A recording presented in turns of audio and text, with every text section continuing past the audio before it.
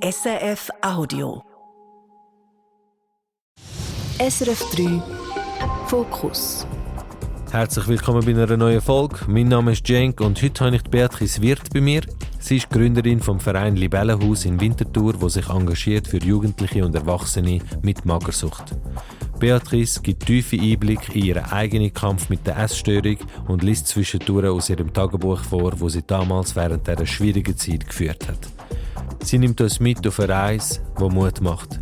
Ihr Weg war zwar schwierig, aber auch geprägt von klaren Entscheidungen, neuen Perspektiven und einem unerschütterlichen Willen, etwas zu bewegen. Herzlich willkommen, Beatrice Wirth. Hallo Cenk. Ich freue mich sehr, dass du da bist. Ich möchte gerade einsteigen mit dem Libellenhaus. Könntest du mir ein bisschen darüber erzählen, was ihr dort macht und wie es dazu kam, dass du es gegründet hast? Ich habe den Verein Libellenhaus vor 2 Jahren mit meinem Mann gegründet. Wir sind in Winterthur und wir engagieren uns für Jugendliche mit Magersucht in den Bereich Beratung, Prävention und Wohnen. Ich selber bin als 16-Jährige von einer Magersucht betroffen und kenne darum den schwierigen Leidensweg in und aus der Krankheit. Und ich sehe, wie wichtig es ist, Betroffene wie auch Angehörige in diesen herausfordernden Zeiten zu unterstützen. Und genau das ist einer der Gründe, warum wir den Verein Libellenhaus gegründet haben. Wie sind ihr auf den Namen gekommen, Libellenhaus? Das Libellenhaus das Tier hat mich schon immer fasziniert. Und ich sehe es oft an einem See an mir vorbeifliegen.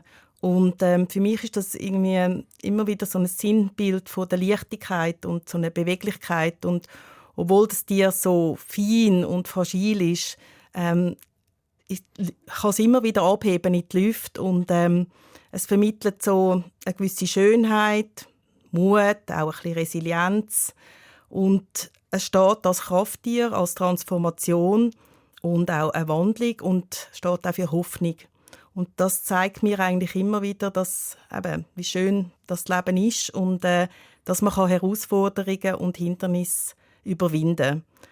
Und das ist eigentlich das, wo das Libellenhaus steht. Wir wollen wirklich Betroffenen und ihren Angehörigen Mut und Hoffnung schenken, dass es eine Heilung gibt und dass wir zusammen den Kampf gegen die Essstörung miteinander bewältigen können. Sehr wichtige Arbeit, die ihr macht. Hast du dich da inspirieren lassen von anderen Sachen, die es schon gibt? Oder wie ist die Situation in der Schweiz gewesen, was so eine Art von Hilfe betrifft?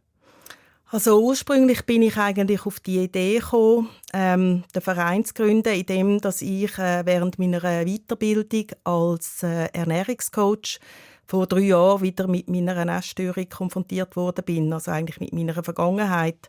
Und ich habe dort gespürt, dass ich mich für die Thematik einsetzen will. Die ursprüngliche Idee und auch noch mein Herzprojekt heute ist eigentlich eine Etablierung von einer Wohngruppe spezialisiert für Jugendliche mit Essstörungen. Und ich bin damals per Zufall über eine solche sozialpädagogische Wohngruppe in Deutschland gestoßen. Und dann habe ich gewusst, ich will genau so etwas hier in der Schweiz etablieren. Und meine Recherchen haben dann ergeben, dass es wirklich so eine Wohngruppe spezialisiert auf Essstörungen für Jugendliche in der Schweiz noch nicht gibt. Und das hat mich dann motiviert, mich auf den Weg zu machen und um so eine Wohngruppe zu realisieren. Und das wäre die allererste Wohngruppe in der Schweiz in diesem Fall? Ja, für Jugendliche mit Essstörungen. Es gibt natürlich verschiedene Wohngruppen oder es gibt auch Wohngruppen, die verschiedene psychische Themen behandeln mit Jugendlichen. Aber meine Erfahrungen von den letzten Jahren haben wirklich gezeigt, dass da eine grosse Nachfrage ist, also auch von den Fachleuten, auch von den Spitälern, die sich mit Essstörungen auseinandersetzen, die wirklich sehen, dass genau dort eine Lücke ist und wie wichtig dass es auch eben in der Nachsorge oder auch bevor es überhaupt zu einer schwierigen oder gefährlichen körperlichen Situation kommt von einer Betroffenen, dass man sie dort wie auffangen und ihnen durch ein ganzheitliches sozialpädagogisches Konzept kann unterstützen für ihre seelische und auch körperliche Stabilisation und dass sie auch wieder lernen, in ihre Eigenständigkeit kommen und ihre Selbstfürsorge und dass sie nachher auch wieder ein eigenständiges Leben führen können. Mhm. Arbeitet ihr schon mit Spitälern zusammen aktuell? Ja, wir dürfen seit einem Jahr sind wir dran mit dem Sozialpädiatrischen Zentrum am Kantonsspital Winterthur. Das ist eine Abteilung von der Kinder- und Jugendmedizin. Ich bin dort mit dem Leitungsteam dran, ein detailliertes Konzept zu erarbeiten. Wir haben das jetzt auch schon beim Kanton einreichen, weil es geht eigentlich darum, dass wir ein öffentliches Heim etablieren und halt auch dadurch Bewilligung brauchen und eine Zusage für eine langfristige Finanzierung vom Kanton. Und da sind wir noch in den Abklärungen. Mhm. Und werden schon Personen überwiesen an euch aus dem Spital raus, oder passiert das immer nur aus dem privaten Engagement von diesen Betroffenen? Also in der Beratung bin ich jetzt schon seit einem Jahr aktiv, also als Peer. Also das heisst, ich begleite Angehörige, Familien oder auch Betroffene in der jeweiligen Situation.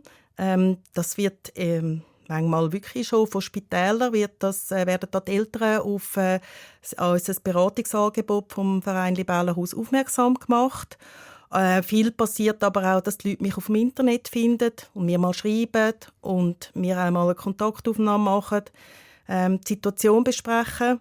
Ich mache keine therapeutische oder ernährungsspezifische Beratung. Es geht wirklich um eine Standortbestimmung. Ich höre die Leute mal ab, was für eine Situation sind sie gerade.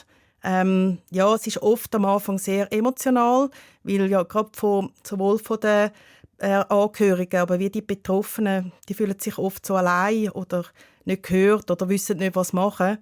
Und ich helfe ihnen dann eigentlich, da ein bisschen in dem ganzen Nebel ein bisschen, wieder einen Weg zu geben oder ein bisschen einen Lösungsansatz. Und vor allem wichtig ist, dass ich sie ermutige, die Hilfe zu holen. Vor allem von Fachpersonen. Und meistens ist dann der erste Schritt, dass man zum Arzt geht, dass man wirklich mal eine Diagnose stellt und dass man sich auch mal wirklich bewusst ist, wie kritisch die körperliche Verfassung auch ist und was man da für Massnahmen machen muss. Und dann ist natürlich wichtig auch eine Ergänzung, eine psychologische Unterstützung oder halt auch mit der Ernährungstherapie. Und ich stehe da den Menschen einfach zur Seite und begleite sie in dem Weg vom Prozess und im Umgang mit der Krankheit.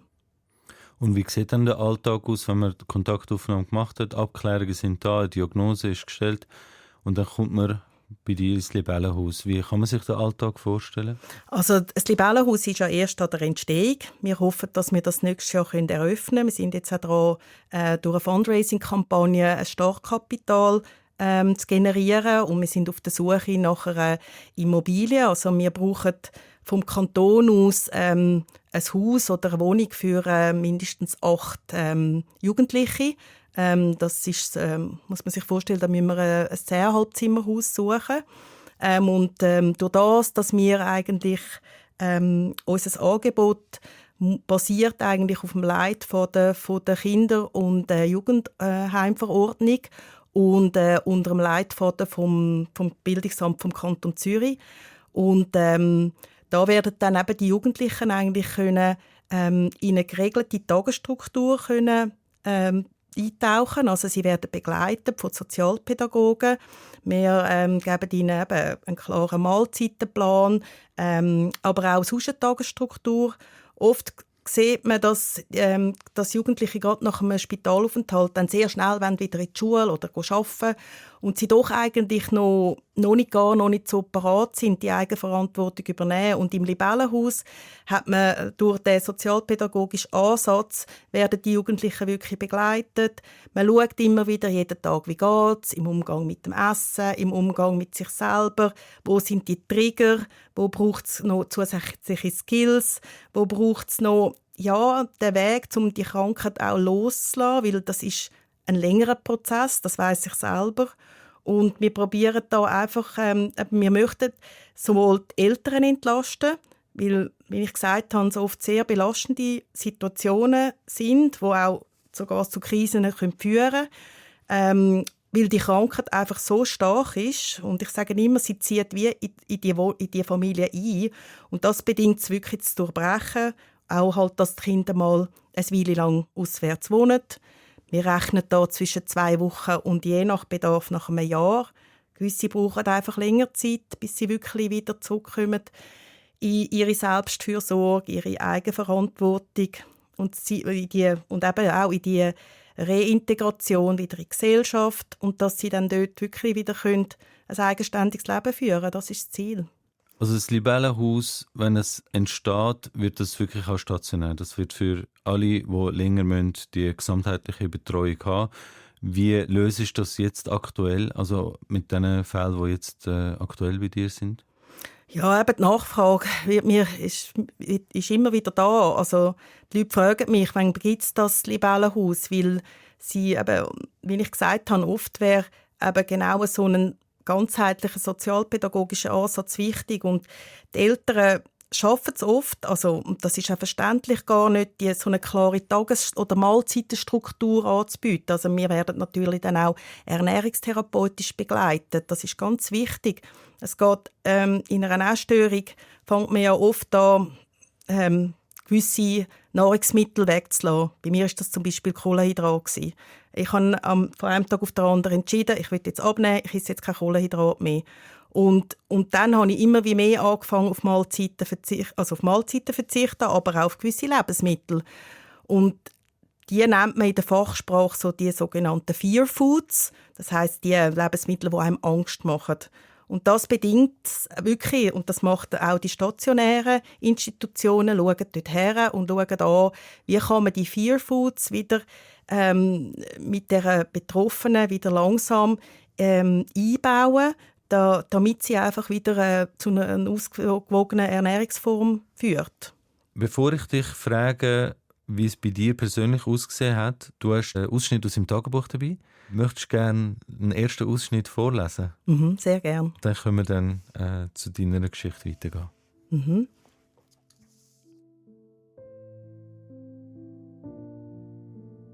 Montag, 20. März 1989. Erster Tag.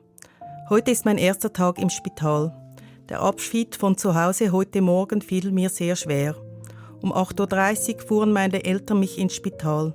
Meine Mutter blieb nach dem Einchecken noch bis ca. 11 Uhr bei mir. Vor dem Mittagessen nahm man mir noch Blut. Am Nachmittag musste noch geröntgt werden und ein EKG wurde gemacht. Sonst war ich im Zimmer und strickte.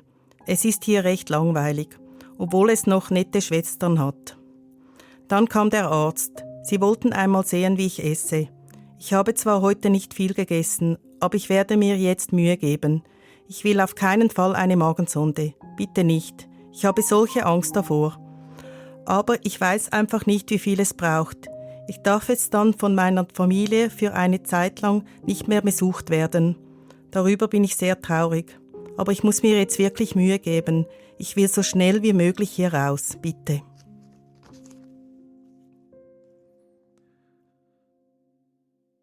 Wie alt bist du, als du das geschrieben hast? Ich bin 17 gsi.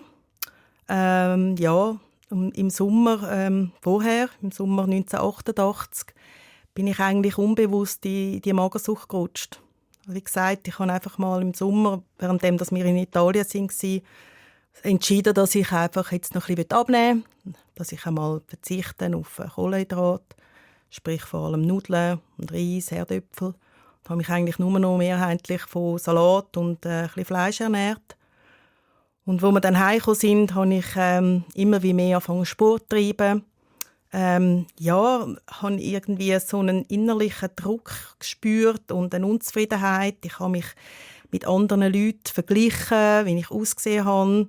Ich habe mich immer wie mehr so ein bisschen abgewertet und doch immer so zu einem Perfektionismus, also sowohl Schule und auch sportlich getrieben und bin so einfach immer wie tiefer unbewusst in die Essstörung gerutscht.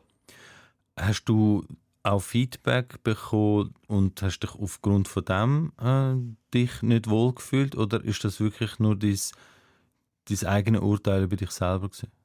Ja, rückblickend sehe ich schon, dass ich habe eigentlich sehr eine glückliche Jugend gehabt in der Sektzeit, wo ich sehr integriert und sportlich war. Ich bin eine fröhliche, junge Frau gewesen, voller Lebensenergie und Lebensfreude. Und durch den Wechsel damals in die Mittelstufe, also das war die Diplom-Mittelschule in Winterthur, habe ich schon von Anfang an in dieser Mädchenklasse gemerkt, ich gehöre nicht so ganz dazu. Ich habe angefangen, so ein bisschen mich selber hinterfragen, eben vergleichen. Ich hatte dort wie so ein bisschen Persönlichkeits- oder Identitätskrise gehabt und hatte das Gefühl gehabt, dass ich jetzt durch eben die körperliche Veränderung da etwas bewirken kann oder mich selber bestärken. Aber es war ja eher ein Einengen oder einfach mit sehr viel auch Zwang und natürlich, mein Umfeld hat dann am Anfang habe ich natürlich Komplimente bekommen. «Oh, hast du abgenommen? Oh, wow, ja, man sieht es.» Und auf die eine Seite hat mich das wieder ein bisschen stolz gemacht und auf die andere Seite hat es mich wie auch noch ein bisschen motiviert, noch ein bisschen weiterzumachen. Oder es hat mich wundert noch, wie weit kann ich noch gehen. Und erst, wo dann meine Volleyballtrainerin mir nach einem Training gesagt hat, «Beatrice, du hast ein Problem, du hast eine Magersucht», ist mir eigentlich bewusst worden, dass das viel, viel weiter gegangen ist als irgendeine Diät. Also deine Volleyball-Lehrerin ist die erste, die das wie angesprochen hat. Wie hast du darauf reagiert? Ja, ich bin sehr überrascht gewesen und ich habe das natürlich abgestritten. Also, ich habe gesagt, nein, ich habe doch kein Problem und ich habe nur ein bisschen abnehmen und ich habe es dann ein bisschen schön probiert zu reden, aber ich bin dann heim und meine Eltern haben dann gesagt, ja, also wir gehen jetzt zum Arzt und dort ist dann ganz klar die Diagnose gewesen. Man hat dann wirklich gesehen, dass ich in einem Monat etwa 7 Kilo abgenommen habe. Und wie lang ist der Zeitraum zwischen dem ersten Mal wirst du darauf angesprochen und irgendwann zum Arzt? Ja, ich würde sagen, sicher über einen Monat. Ja. Ja, also es ist ja meistens schwierig, glaube ich, zum selber erkennen, dass da wirklich etwas ist und dass man freiwillig dann geht und nicht irgendwie aus einer Zwangsmaßnahme raus dort landet. Hast du das vielleicht deinen Eltern zu verdanken, die Art und Weise, wie sie damit umgegangen sind? Ja, absolut. Also ich denke eben, das sehe ich ja jetzt heute auch mit meiner Arbeit mit dem Libellenhaus. Die Früherkennung ist extrem wichtig. Das betonen auch immer wieder die Fachpersonen, weil auch jetzt aus meiner Erfahrung, wenn Eltern genug früh reagieren, dann gibt es wirklich Möglichkeiten, auch heute mit verschiedenen Angeboten oder eben auch fachlicher Unterstützung noch einen Ausweg zu finden oder beziehungsweise den Weg in eine Richtung zu leiten, bevor man total Kontrolle verliert. Und bei mir war es so gewesen, dass man die Diagnose hat und ich bin krank. Und dann ist man zu einem Psychologen und ja, ich durfte dann nicht mehr ins Training und das war alles auch schwierig für mich. Aber rückblickend habe ich mich nicht aufgefangen gefühlt, obwohl meine Eltern wirklich versucht haben, immer wieder liebevoll mir zur Seite zu stehen und mich zu motivieren, dass ich wieder esse. Und ich konnte doch nicht können. Und der Teufelskreis ist immer wieder weitergegangen und ich habe angefangen zu lügen, ich bin die ganze Zeit auf die Waage. Die Waage hat täglich über meine Emotionen bestimmt. Wenn ich abgenommen habe, dann bin ich super drauf gewesen, und wenn ich zugenommen habe, dann ist es mir wirklich ganz schlecht gegangen. Und es ist einfach so gewesen, ich habe mich immer wie mehr halt auch sozial zurückgezogen. Es sind so viele Streit in der Familie. Auch, ja, ich bin oft so traurig und hilflos. Und doch ist man so gefangen in einer Höhle schlussendlich und so in einem Nebel. Und und man mag irgendwie auch nicht mehr. Und doch ist man so stark. Und ich habe mich auch immer so mit einem Gürtel so eingezwängt, um mich zu kontrollieren und einfach zu mir zu zeigen, du darfst nicht und du musst jetzt stark sein und du musst jetzt Nein sagen. Und das ist wirklich die Sucht gewesen. Und ich habe mich wie gefühlt in einem goldenen Käfig. Mhm. Hast du denn ein Ziel gehabt, das du möchtest erreichen, was Körpergewicht anbelangt? Und dann, wo du das erreicht hast, hast du weitergemacht? Oder hast du von Anfang an einfach so viel wie möglich wollen? Oder wie muss man sich das vorstellen?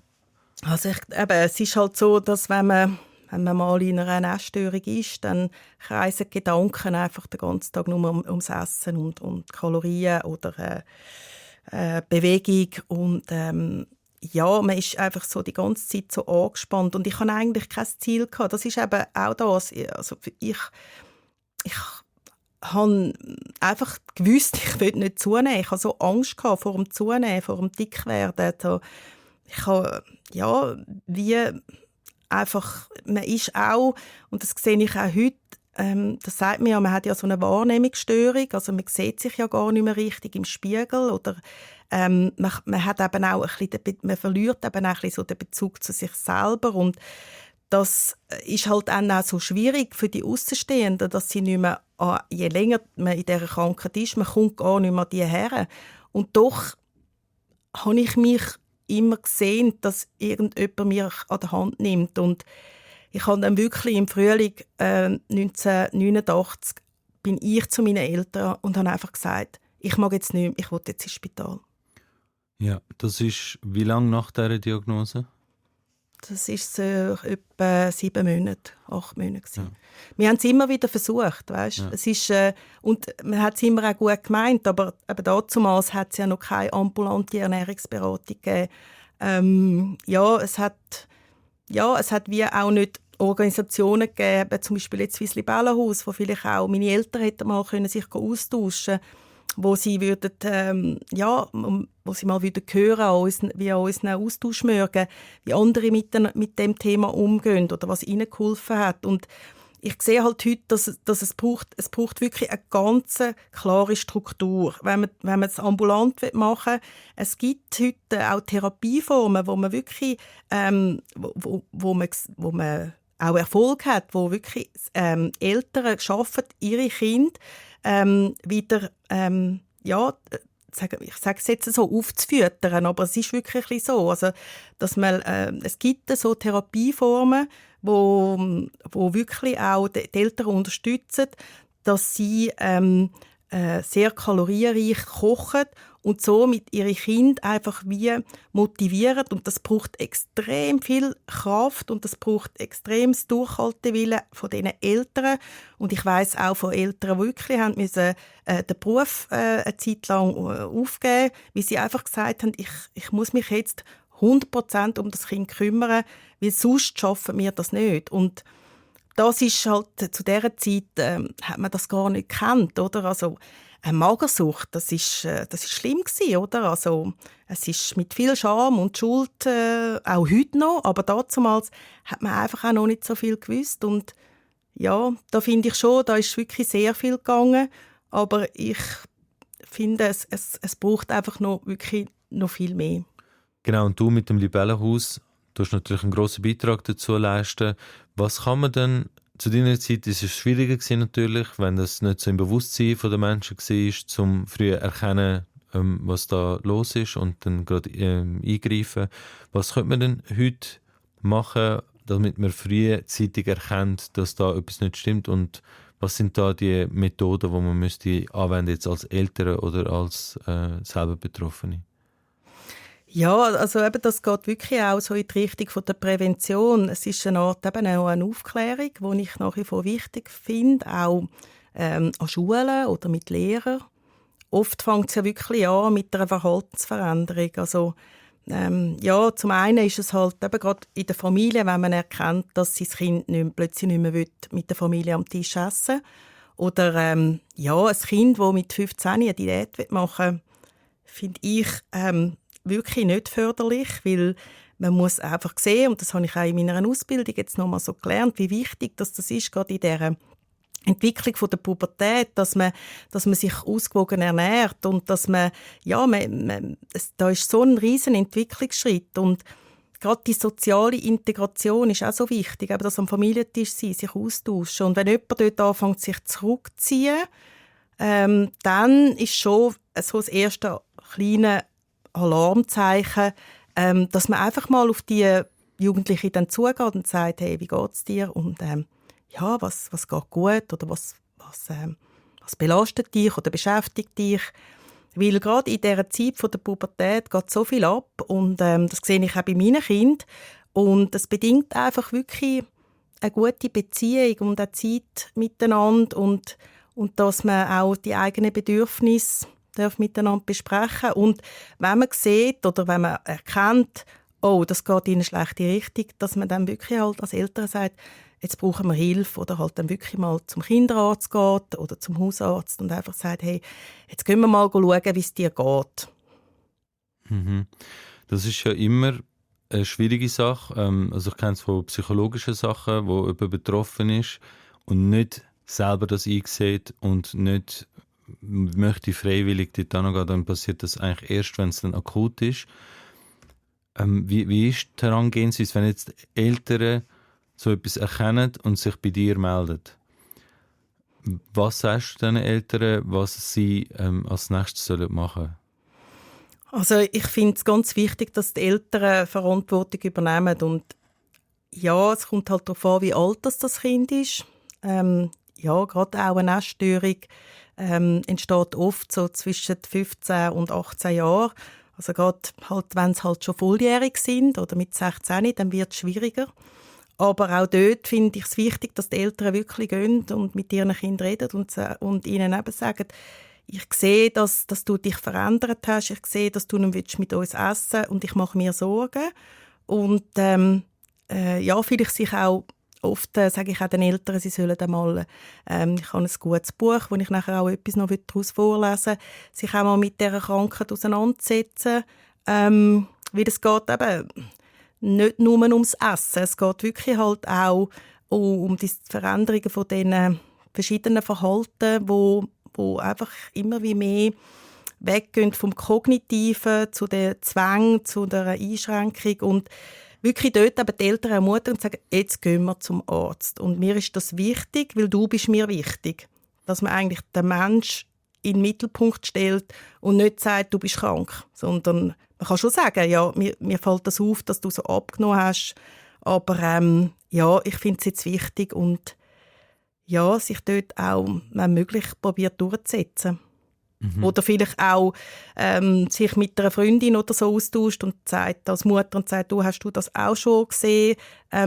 Würdest du auch mal mit ihr darüber reden? Und dort ziehen wir halt auch daran, dass wir möchten auch gerade die Entstigmatisierung, die Gesellschaft vorantreiben, dass man sich getraut, also immer, also wenn es einem Menschen nicht gut geht, dass man auf den Menschen zu und sagen, ich nehme das wahr, ja, wie geht es dir? Mhm. Also die Ursachen sind ja sehr individuell wahrscheinlich, warum man in so etwas hineingeraten. Und ich kann mir auch vorstellen, dass es dann in der Familie vielleicht sowieso schwierig ist, einen Zugang zu einem Kind zu haben, das sich zurückgezogen hat, wo man dann wirklich auf verschlossene Türen stößt. Würdest du empfehlen, dass man dann vielleicht in der Schule oder in der Lehre oder wo auch immer sonst das Kind unterwegs ist, auch im Verein, wie es bei dir war, dass man dort das als Eltern ansprechen? Weil das ist auch etwas, wo man sich dann vielleicht nicht traut oder nicht denkt, dass das hilfreich ist, dass es vielleicht andere Anspruchsgruppen im Leben des Kindes auch erfahren und auch auf sie eingehen. Ja, ich denke, das kann wirklich helfen. Also eben, bei mir war es meine Volleyballtrainerin gewesen. Und ja, ich denke, es ist wirklich auch wichtig, dass man eben vielleicht auch als Freundin oder Freund kann vielleicht auch sagen, du, das fällt mir auf und ich mache mir Sorgen. Und hast du dir schon mal überlegt, Unterstützung zu holen? Oder eben vielleicht über das Internet auf Organisationen trifft, wie das Libellenhaus oder andere Organisationen, die sich mit Essstörungen auseinandersetzen und sagen, hey, willst du dort nicht mal anrufen? Weil meine Erfahrung zeigt, dass einfach es hilft, darüber zu reden. Und man darf das auch im Libellenhaus anonym machen. Mhm. Und in der Schule zum Beispiel sollen wir auch die Lehrer informieren, ob die vielleicht darauf eingehen oder eben, wie es bei dir war im Verein. Oder ist das dann genau der falsche Weg, dass jetzt man hinter dem Rücken vom Kind eigentlich mit anderen reden darüber? Ja, also es gibt da auch schon Überlegungen, also dass wir da auch vom Verein Libellenhaus anhand von Präventionsangeboten vielleicht auch Lehrer noch mal ein bisschen aufklären, oder? Weil aus den Fachbüchern, die ich gelesen habe und eigentlich jetzt auch aus meiner eigenen Erfahrung, kann jeder dazu beitragen, ja, eine Person in dieser Situation unterstützen, indem man eben sich getraut, darüber zu reden. Und das zeigt für mich auch immer wieder, dass man sich ja für den anderen interessiert und dass man will, dass es dem anderen gut geht. Und das finde ich sehr wichtig. Also generell in unserer Gesellschaft, dass wir uns wieder begegnen können und auch wirklich auch mal dürfen sagen, es geht mir halt heute nicht gut oder was mich einen beschäftigt. Aber sowohl, dass man kann sagen, heute geht es mir super und ich bin sehr dankbar für den Tag und für alles. Was hat dir denn am meisten geholfen, wenn du zurückdenkst, so in der dunkelsten Stunde, wo du wirklich gemerkt hast, jetzt geht es nicht mehr, bist zu den Eltern, ihr seid ins Spital. Und was war das gewesen, was dich dann auch intrinsisch dazu gebracht hat, wieder mehr dir Gutes zu tun? Ja, es ist sicher einfach Motivation wieder heim. Also ich kann ja wieder zurück ins Leben. Ich habe meine Familie gerade im Spital oder eben, wo ich da 2 Wochen getrennt war von ihnen. Das hat mir unglaublich gefällt, auch mein soziales Netzwerk. Ich habe gemerkt, wie wichtig das für mich ist und dass ich der Sport, der mir gefällt hat, ich denke auch die Isolation schlussendlich im Spital, die ist wichtig gewesen, dass ich mich mal mit mir selber auseinandersetzen und dass ich wirklich auch mal erkennt, dass ich Hilfe brauche. Und im Spital ist mir halt dort am meisten geholfen worden, weil sie klar gesagt haben, wie viel ich essen muss. Und ich musste mit dem klarkommen, dass ich zunehme. Und man muss sich das schon vorstellen, man hat ja nichts mehr um sich herum. Und jedes Gramm ist wie ein Kilo. Also es ist immer ein Kampf mit sich. Und ich habe einfach gewusst, wenn ich das nicht mache und wenn ich da nicht durchstehe, dann komme ich nicht mehr raus. Und das hat mich angetrieben. Und der Traum, wirklich ein erfülltes Leben haben, das war etwas, wo mich immer wieder wo ich irgendwie gespürt habe, auch wenn ich gerade während der Zeit in der Wohngruppe am Wochenende durfte heim, einfach wieder glücklich sein, das Unbeschwerte. Und ich sehe, dass ich wirklich gelernt habe, eigentlich mich selber wieder gern zu haben und mir selber wieder mehr zu schauen und eben auch dort über meine Bedürfnisse zu reden. Und auch jetzt auch eben andere motivieren und zu begleiten, sich auf den Weg zu begeben und probieren, mit ihren Ängsten umzugehen. Und ja, ich habe natürlich ich habe immer offen über meine Vergangenheit geredet und über meine Essstörung. Aber heute, und ich weiss, dass ich auch durch meine Essstörung einen Teil von meiner Jugend verpasst habe. Und das tut mir heute manchmal noch weh, oder? Aber ich sehe es aber heute auch, dass mir trotz diesen schmerzhaften und auch sehr schwierigen Erfahrungen gibt es mir halt heute die Kraft und die Motivation, mich für die Thematik einzusetzen. Und ich spüre auch immer wieder so fest die Menschen, die in dieser Sucht sind. Oder? Man kann das als Außenstehender gar nicht verstehen, aber ich spüre so die Angst und nach wie vor möchte ich ihnen doch den Willen und den Mut vermitteln und sie motivieren, sich wirklich auf den Weg zu machen, weil es lohnt sich. Das Leben ist so schön und jeder ist schön und ein wunderbarer Mensch in sich selber und da will ich sie einfach wirklich bestärken und das sehe ich als meine grosse Chance und auch etwas, wo ich heute dankbar bin, dass ich halt selber das auch erleben musste. Sehr stark. Das ist wirklich, das macht Mut, wenn man dich sieht, auch heute, wenn man dich wahrnimmt, wie du strahlst. Das ist wirklich sehr inspirierend. Deine Arbeit, dass du jetzt auch zurückgehst und wirklich vielen anderen den Weg ermöglichst, den du schon geschafft hast. Möchtest du uns noch mal einen Rückblick geben aus deinem Tagebuch? Ja, gern.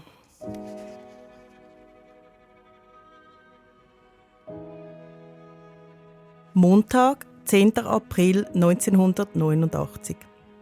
22. Tag. Nun bin ich 3 Wochen hier, im Spital. Heute war ein wichtiger Tag. Ich musste auf die Waage. Ich hatte wieder zugenommen. Mein Gefühl trügt nicht. Ich muss ja auch wirklich viel essen. Zu einem Teil bin ich froh. Ich darf nun meine Eltern 2-mal in der Woche wiedersehen und sonst einen offiziellen Besuch haben. Ich muss es mir so einteilen. Sie geben mir nur noch gut 10 Tage. dann sollte ich mein Zielgewicht erreicht haben. Auf eine Art ist es mir unwohl, das Gefühl gemästet zu werden. Aber was kann ich machen? Nichts. Wenigstens darf ich jetzt wieder Besuch haben, telefonieren und vielleicht darf ich sogar ins Kino. Wenn ich denke, noch 10 Tage und dann bin ich hier raus. Irgendwie habe ich Angst vor dem Neuanfang in der Villa. Der Kampf geht weiter und dann bin ich alleine. Ich glaube, ich kämpfe noch lange mit mir und dem Essen. Warum ist das Leben nur so schwer? Es könnte so schön sein. Aber ich werde weiter durchhalten und stark sein.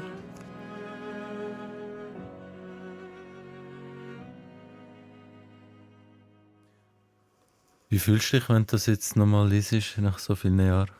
Es berührt mich immer wieder.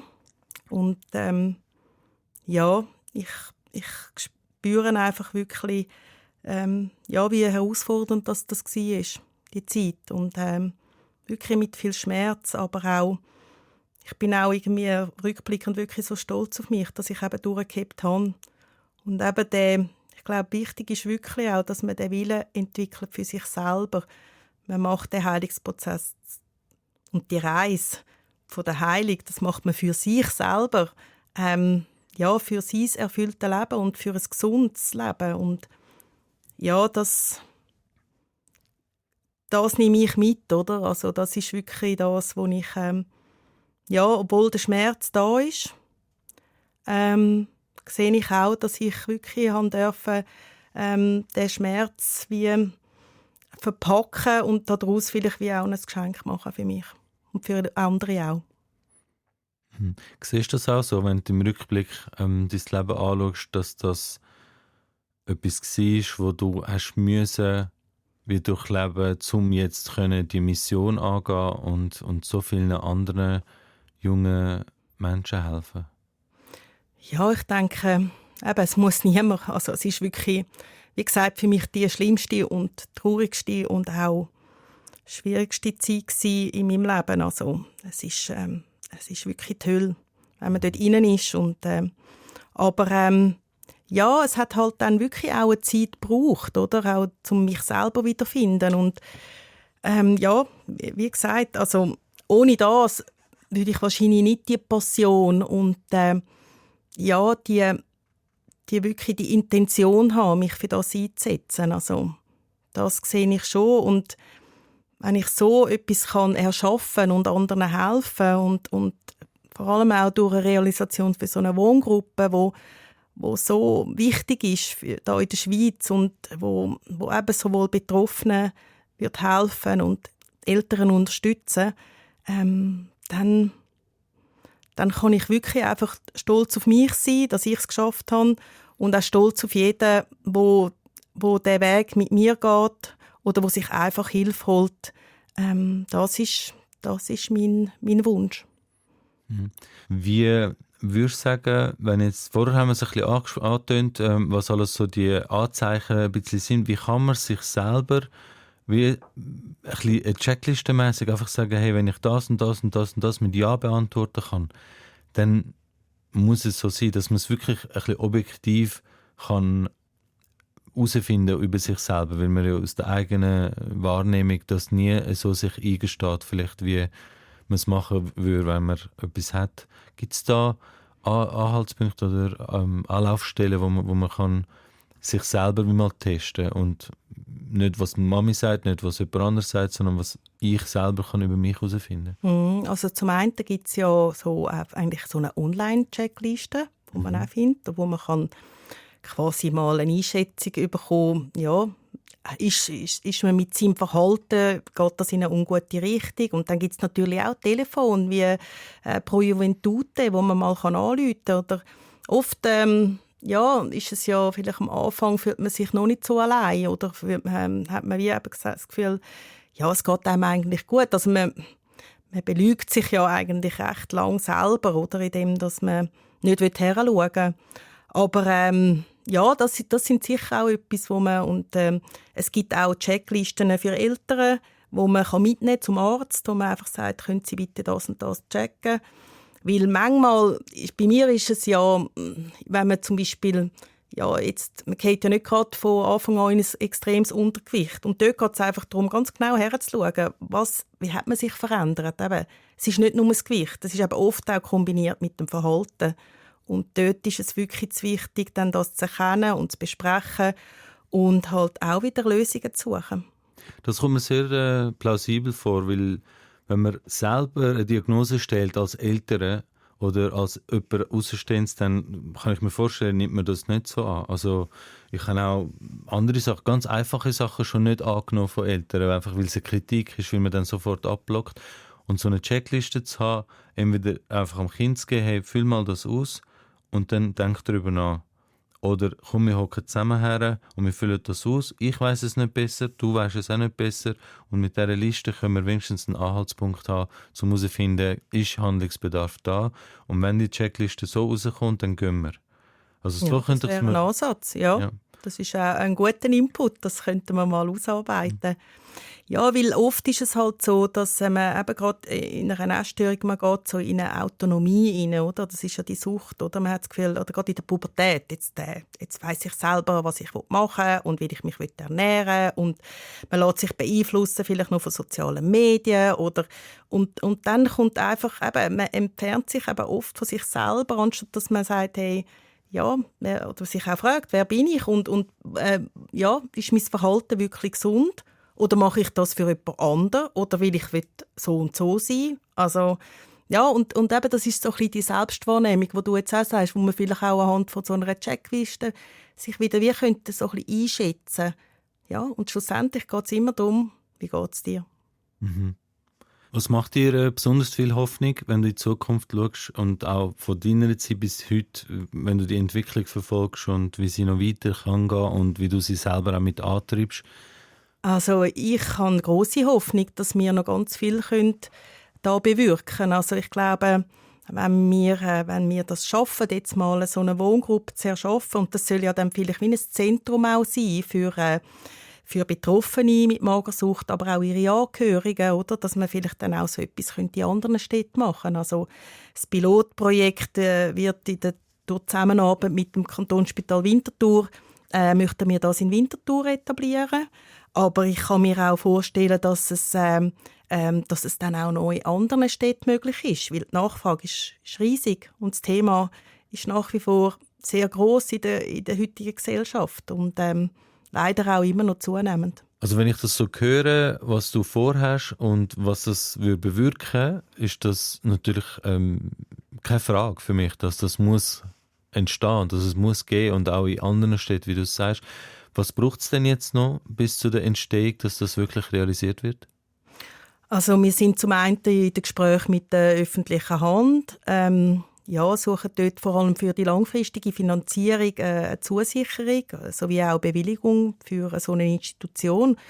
Und wir starten jetzt mit einer Fundraising-Kampagne, wo wir Gelder müssen generieren für ein Startkapital. Also wir reden da zwischen 500.000 und 1 Million. Und daneben sind wir halt wirklich weiter dran, mit Partnern und Optionen zu prüfen. Wir sind ja ein Verein, wir haben Mitglieder und Spender und Gönner, die uns in diesem Prozess ein bisschen finanziell unterstützen. Eben auch in Bezug zu der kostenlosen Beratung, die ich mache, oder auch eben die Austauschmögen, die wir anbieten. Es ist ein Prozess im Prozess, oder? Es braucht Zeit. Aber ich habe wirklich auch selber gesehen, ich habe die Wohngruppe ja besuchen in Deutschland vor einem Jahr und habe wirklich gesehen, eigentlich, wie so ein Konzept kann funktionieren und ja, wie man zusammen an dem Tisch sitzen kann und dass man da wirklich eine gute Begleitung diesen Menschen kann wirklich helfen, in dem Genesungsprozess weiterzukommen. Das heisst nicht, dass jeder muss ins Libellenhaus kommen muss. Es ist eine Option, wo man dann in Betracht ziehen und wie ein ergänzendes und zusätzliches Angebot zum bisherigen stationären und ambulanten Angebot. Mhm. Bedeutet das, dass es für die Betroffenen, die das in Anspruch nehmen, kostenlos ist? Ja, die Idee ist eigentlich, dass es eben für jeden zugänglich ist, oder? Und durch das sollte es eigentlich eine öffentliche Institution werden. Und dass das dann eben, dass jeder, der es braucht, auch darf sich dort Unterstützung holen. Mhm. Bevor wir jetzt in die Zukunft schauen und deine Vision richtig vor Augen uns führen, würde ich gerne noch den letzten Ausschnitt aus dem Tagebuch hören. Wir machen nochmal einen kleinen Rückblick. Danke, Cenk. Dienstag, 11. Juli 1989. 59. Tag. Heute war mein letzter ganzer Tag hier in der Villa. Ich kann es auf eine Art gar nicht fassen. Es ging alles auf einmal so rasch. Auf eine Art fällt es mir schwer zu gehen, da ich einige gute Freunde hier lassen muss. Aber nun kann ich gehen. Wie lange habe ich darauf gewartet? Und jetzt stehe ich kurz davor. Ich freue mich schon sehr, aber ich habe auf eine Seite recht Angst. Wie wird es wohl? Es wird sicher nicht leicht sein, doch ich will nun für mich selber gut schauen. Ich will nicht mehr zurück. Nie mehr. Die letzten 3,5 Monate waren die schlimmsten, schwersten und traurigsten Momente in meinem ganzen bisherigen Leben. Noch nie musste ich so unten durch und habe gelitten. Doch ich habe so vieles daraus gelernt. Ich will alles daran setzen, damit ich jetzt auch draußen ein normales, glückliches und erfülltes Leben führen kann. Danke, liebe Beatrice, für die Offenheit, dass du so tief blicken lässt in deine Vergangenheit. Erinnerst du dich an einen richtig schönen Moment oder an deinen schönsten Moment vielleicht in deiner Heilung? Wo du sagst, genau so wie der Moment kam, wo du gefunden hast, hey, jetzt habe ich Kontrolle verloren. Erinnerst du dich an den Moment, wo du Kontrolle wieder gewonnen hast? Ja, ich denke, es sind immer wieder so Lichtblicke gewesen, oder? Ich denke eben so, ja, das erste Mal, als ich dann wieder durfte, mit Freunden in den Ausgang und einfach so eben die Unbeschwertheit wieder leben konnte. Und ich meine, ein riesen Moment war, wo ich dann wirklich es geschafft habe und aus dieser Villa austreten und das Zielgewicht erreicht habe, dass ich meine Eltern auf Amerika durfte. Und das hat mich schon sehr, sehr stolz gemacht, obwohl, wie ich da berichte, ich auch nach wie vor schon gewusst habe, dass der Weg weitergeht und dass ich einfach weiterhin dranbleiben muss.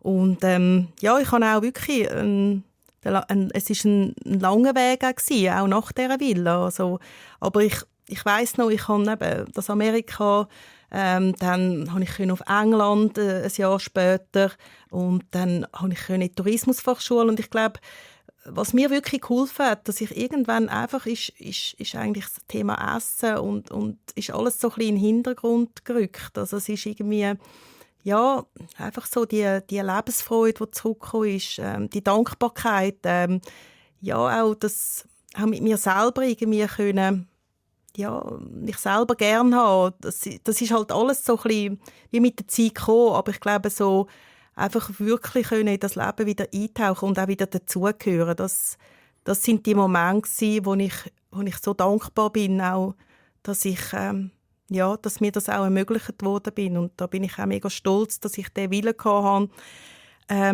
wieder da in das Leben zurückzugehen. Und weil mir das wirklich so viel bedeutet und ich auch heute einfach jeden Tag so dankbar bin für mein Leben und für meine Gesundheit und und das möchte ich den Leuten weitergeben, dass es sich lohnt dafür.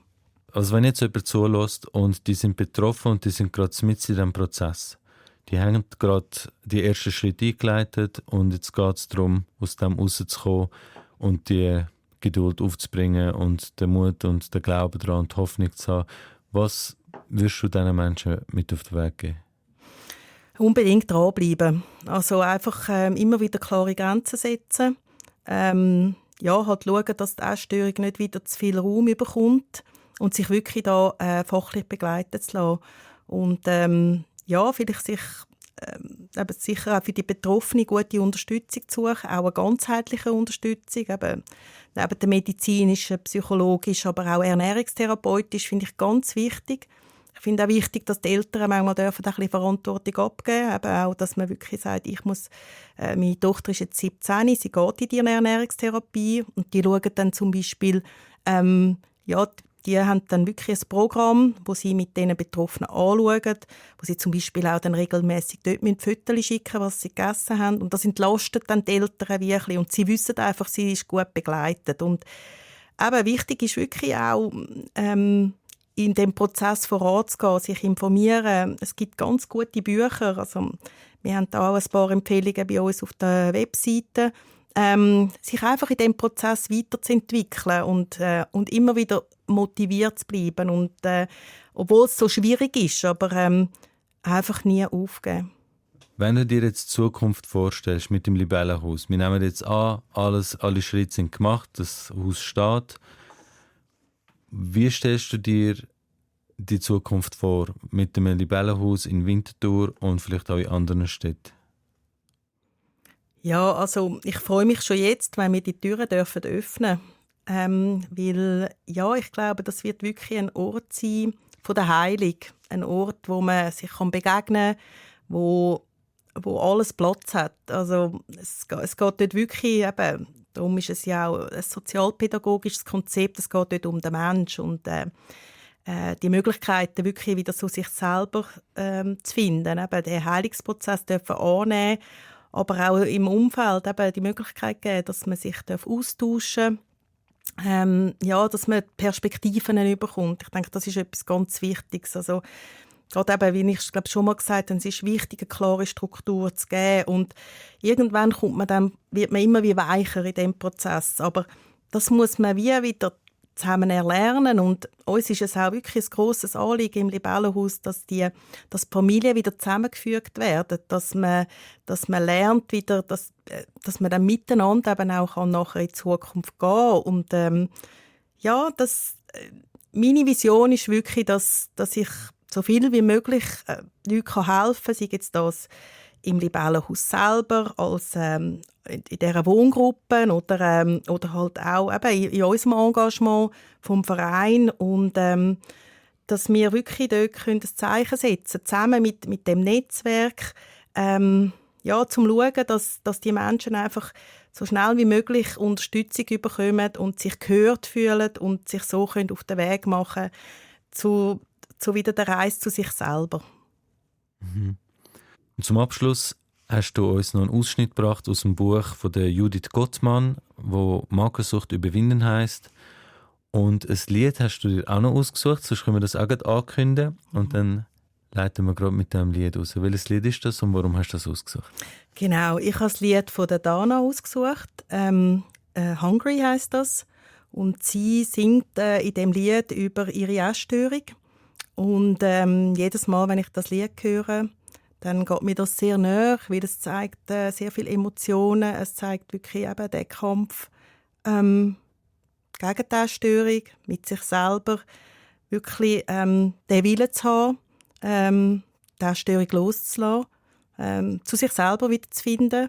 Und ich finde es sehr, sehr stark auch von der Dana, dass sie das Lied geschrieben hat und dass sie auch in der Öffentlichkeit ihre Geschichte erzählt. Dann hören wir jetzt einen Ausschnitt aus dem Buch «Magersucht überwinden» von der Judith Gottmann und dann leiten wir gerade über zu der Dana mit «Hungry». Super, danke, Cenk. Danke. Und irgendwann kommt dann der Punkt, an dem du den Sinn sehen kannst. Du hast das Gefühl, wieder auf deinem eigenen Weg zu sein.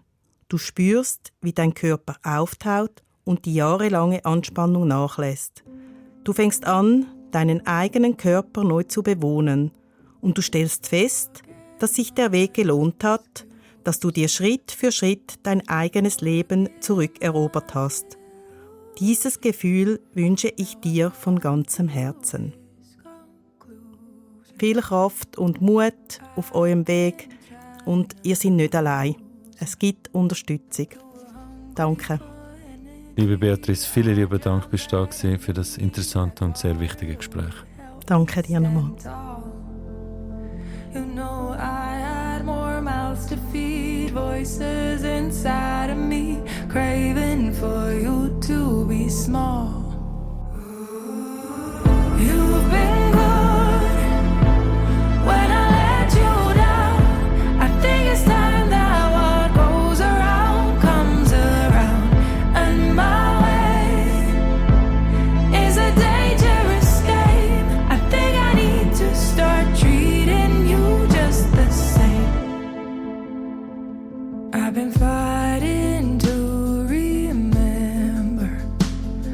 try to treat you like a temple, but it's been a while since then.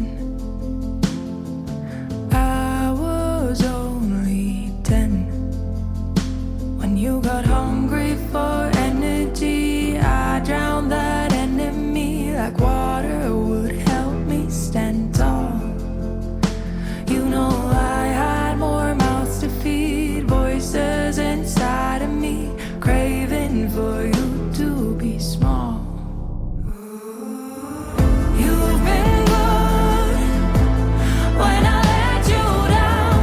I think it's time that what goes around comes around, and my way is a dangerous game. I think I need to start treating you just the same.